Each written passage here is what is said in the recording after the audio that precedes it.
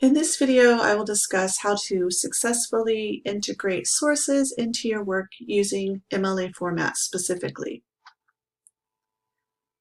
Readers always need to be able to distinguish your ideas and ideas that you've borrowed from other authors. So we have to cue the reader in some way to show them when we are introducing borrowed information. So those include ideas, pictures, statistics, anything that didn't come from your own brain that you found somewhere else that you're including in a paper. You have to give credit to where that information came from. This includes paraphrases and direct quotes. Also images, such as pictures.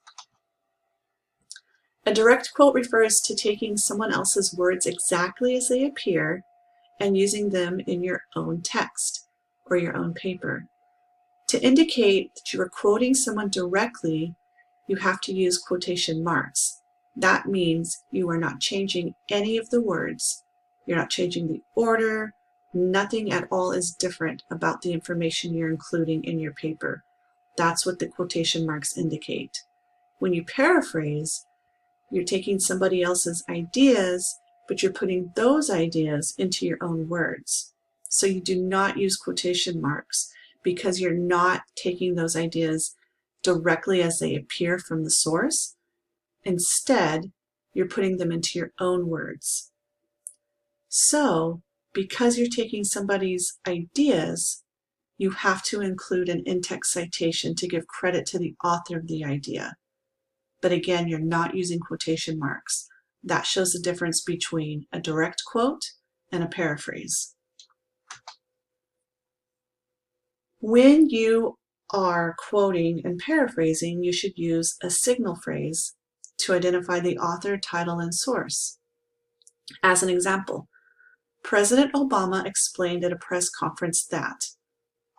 This is our signal phrase. After the word that, we can use our quote. We don't want to just start a sentence with a quote. We want to lead into it. According to a report in Scientific American, this is another example of a signal phrase. And Blink author Malcolm Gladwell makes some interesting claims. For example, and then we could say something like he states, he wrote. This is our signal phrase. So again, rather than just jumping right in with a quote, we want to use a signal phrase before we provide the quote. Sometimes you'll need a clause or a complete sentence or more to successfully incorporate borrowed material into your paper as your signal phrase. Or sometimes you can just use something shorter. It just depends on what you're writing. Your frame can introduce, interrupt, follow, or even surround the words or ideas that you're using from a source. Here are some examples. Here is my signal phrase. According to some, dreams express, and then in quotation marks, I have my quote, profound aspects of personality. The quote ends here, though others disagree. So, this is a signal phrase, this is the quote, and then this is following up in my own words. This is the author, this is the page number.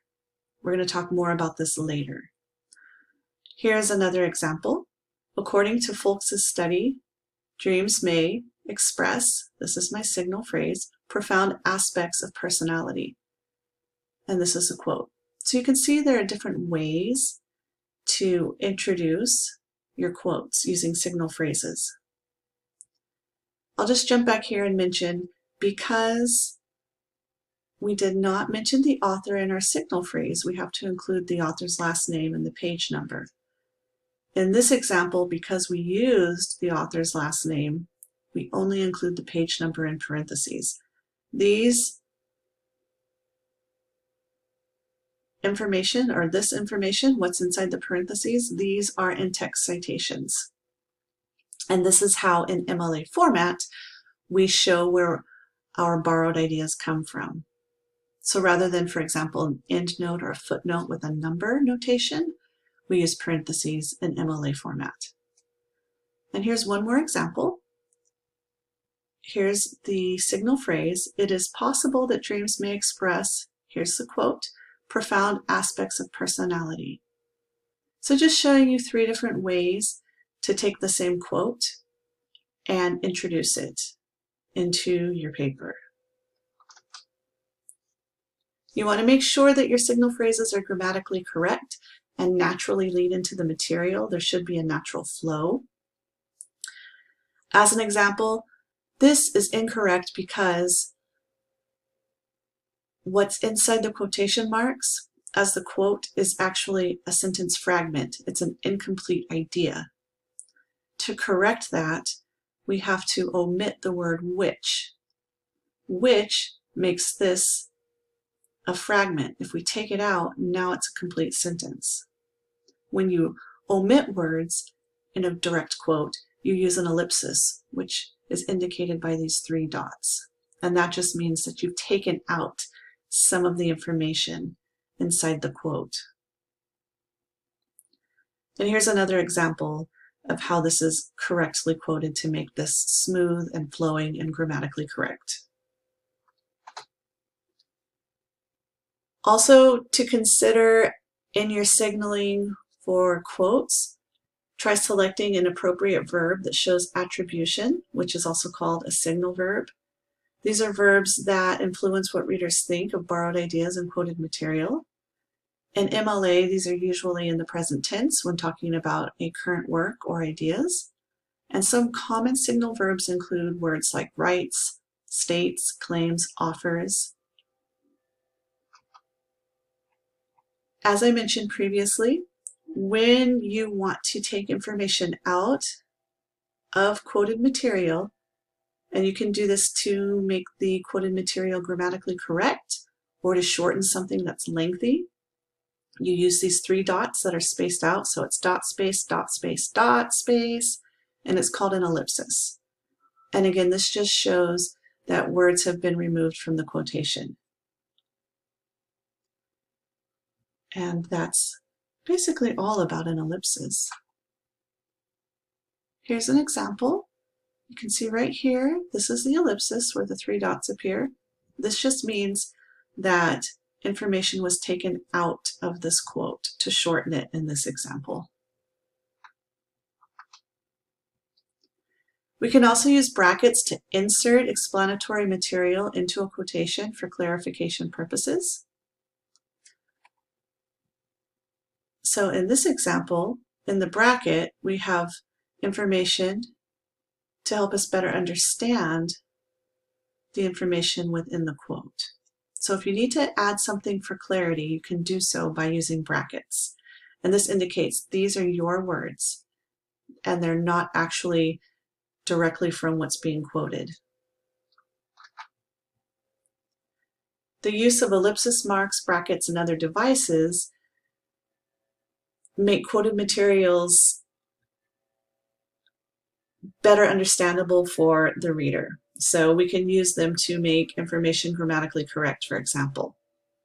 And speaking of grammatically correct, you may use inside brackets this SIC to indicate an obvious error in quoted material, such as a spelling or grammatical error. So for example, if you are quoting something and there is a spelling error and you want it to be clear that that was not your mistake, right after the error in brackets, write SIC. Moving on, when we are using in-text citations and signaling our quotes, there are different ways to do this as we looked at previously, so I'm going to talk about that in more information now. In this example, the author is in bold, and because the author is used in the signal phrase, we do not include the author in our in-text citation, so in the parentheses. We're just including the page number. In the next example, because we did not use the author in our signal phrase, we have to include the author's last name before the page number. That was for one author. If we have 2 or 3 authors, we're going to use all of them. So in this example, we have two. We have both the authors, and because we mentioned them in the signal phrase, we do not put them in parentheses. We just have the page number. In this example, we don't mention the authors, so we put them in parentheses before the page number. And notice there are three. And they're not listed, excuse me, in alphabetical order. They're listed in the order in which they appear on the publication piece on the source. If we have four or more authors, we list the first author and then et al. After. So we're not going to list all the authors, only the first author followed by et al. In this case, we introduce the author and et al., so we do not put the author's last name in parentheses in front of the page number. If our source says the author is a group, corporate, or government author, then we use that source as the author. In this case, the United States Environmental Protection Agency, the EPA, is the author. And this is a paraphrase, notice, because there aren't any quotation marks. This is our author, and then this is our page number. If we have two or more works by the same author that we're discussing in the same paper, we need to include the title of the work in parentheses before the page number to indicate which work we are talking about in each quote. So in this case, Mills is the author, and this is the article Recent Research, also by Mills, Performing the Feast. So we put Mills for clarification because Mills is not mentioned here in the signal phrase, and we also include the title of the article because we also have the same author who wrote this research paper, or recent research, sorry. So we want to be clear that we're showing that Mills is the same author for this piece and for this piece. And that's why we use the title of the pieces inside the parentheses. But that's only when we have two or more works by the same author. If there is no author identified, we put the title of the piece in the parentheses before the page number. For example, Dreamfish, the title of the article, and then the page number. In a multi-volume work, so there's more than one, for example, book, we see oftentimes that are multi-volume. There are several books. Here's the author, and then in parentheses, we're saying that this is the first volume and this is the second book within the first volume. And if there are no page numbers, in this case, we introduce the author, and then there's nothing to put here in parentheses because there aren't any page numbers. You're most likely to see this on a website. For example, if you print something from a website, usually your printer will automatically put page numbers on that document. So you don't want to use those page numbers generated by your own printer. Only use page numbers on an online source if they're actually present on the source. And in this case, we don't introduce the author, but we do need to include the author's name in parentheses. So when we look at the Works Cited page, we're able to identify the author. So we have the author's name in parentheses, but that's it because there are no page numbers to reference. If we're looking at multiple sources in the same citation, for example, in this paraphrase, we're saying that the Puritan religion played a significant role in hysteria surrounding the Salem witchcraft trials. If we found this idea presented in multiple sources, we indicate that by listing each source. So the author and the author's last name, page number of the first source. Author's last name, page number of the second source. Author's last name, page number of the third source. And for longer quotes, which are quotes that are more than 4 lines of prose, so that's for nonfiction, or 3 lines of verse for poetry or song lyrics. We do not use quotation marks.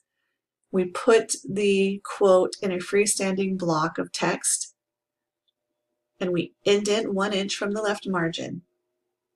I'm going to show you what this looks like so you get a better idea of how to do this, but this is called a block quote. So again, we are going to not use quotation marks. We're going to indent the quote, and only in block quotes do we put the punctuation after the quote and not the parentheses. So you'll see in this example. Here is the signal phrase. Here's the long quote. Notice the period goes at the end of the quote, and then we have the in-text citation. Typically, for every other in-text citation, as a note, if it's not a block quote, the punctuation always goes here at the end of the parentheses. The only exception here, when it is at the end of the actual quote, is for a block quote. So a little bit more about paraphrasing. Remember, to paraphrase means to put someone else's ideas into your own words. So you're using that person's ideas to support your own thesis statement.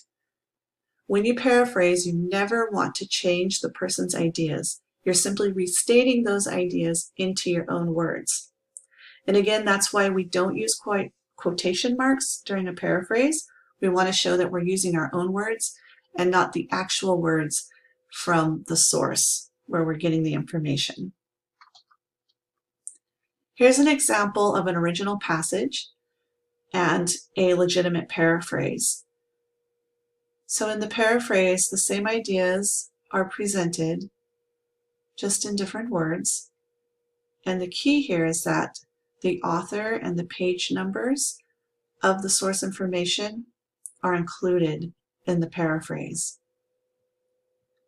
So again, you always have to include an in-text citation for anything that you paraphrase. Here's another example. Again, here is the original passage, and this is considered a plagiarized version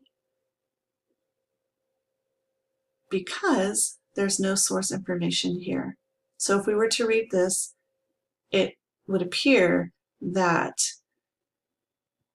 the author of the paper wrote this and not this person who is the actual author of this idea and this research. So to be safe, if you are borrowing somebody else's ideas, make sure that you include an in-text citation to show where that information came from. For the follow-up, anytime you add a quote or a paraphrase to support your own ideas, be sure to follow up with an explanation about the quote. So we start with a signal, we introduce the quote, then we have our quote or a paraphrase, and then we need to explain how or why that quote or paraphrase is relevant to the point that we've just made. So we don't want to just end with a quote or a paraphrase, we want to follow up by explaining the relevance of what we've just provided from an outside source. In this example, and I just realized I didn't include the in-text citation, I have a paraphrase. So the City and County of Honolulu Department of Community Services states that 4,903 people are homeless in Oahu, mainly in Honolulu. My follow-up to that is, while these numbers may not seem that significant, given Hawaii's population, Hawaii has the largest homeless rate per capita in the country. This is an important follow-up because in context it shows the significance of the paraphrased information above.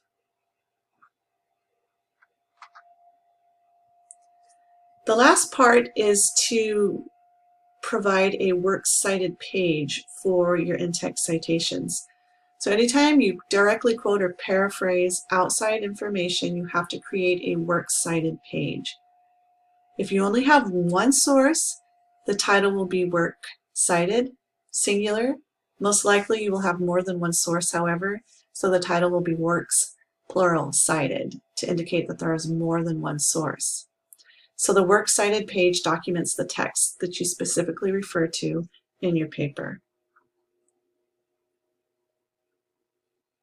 And the difference between a Works Cited page and a bibliography is that the Works Cited page, again, only documents text that you specifically reference in your paper via direct quote or paraphrase, whereas a bibliography documents every text you read while researching your paper, even if you do not specifically quote or paraphrase that information. So with the Works Cited, we're again only including information that specifically is directly quoted or paraphrased in the paper. I have some additional resources you can click on. EasyBib and Citation Machine. These create Works Cited entries for you.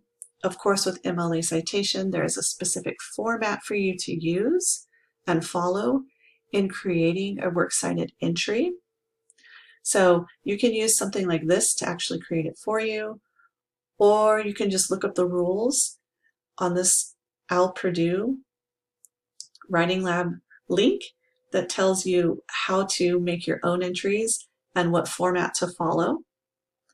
And as I mentioned previously, if you are using information from our library, almost every source has a citation tool, so you can choose MLA format and then copy and paste the citation for the source into your Works Cited page. If you have any questions about this, if you need any help with this, with anything I've covered in this presentation, please let me know. I know this is a lot of information and it takes time and practice to successfully master using MLA format, so I am happy to help with any questions that you might have about using MLA format in your papers.